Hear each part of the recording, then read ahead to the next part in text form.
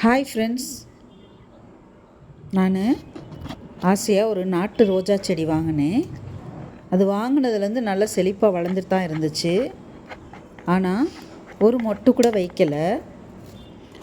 அதை கவனித்த போது தான் தெரிஞ்சிச்சு, அந்த செடிக்கு ஒட்டு கட்டின இடத்துலேருந்து நீளமாக ஒரு ஸ்டெம்மு வளர்ந்து வந்துட்டு இருந்துச்சு.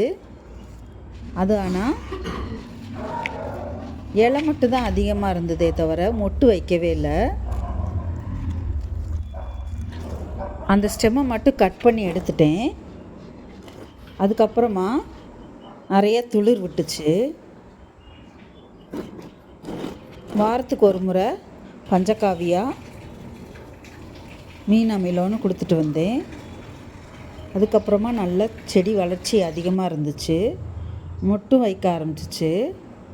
பாருங்கள், 2 மொட்டு வச்சுருக்கு. ரோஜா செடிக்கு மட்டும் அதிக பராமரிப்பு தேவைப்படும். அதில் இலை புள்ளி வந்திருக்கா, மொட்டுக்களில் த்ரிப்ஸ் அட்டாக் ஆகிருக்கான்னு நம்ம பார்க்கணும்.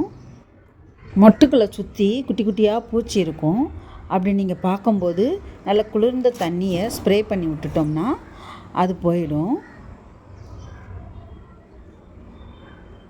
தொட்டி மண்ணை அடிக்கடி லூஸ் பண்ணி விட்டுக்கிட்டே இருக்கணும்.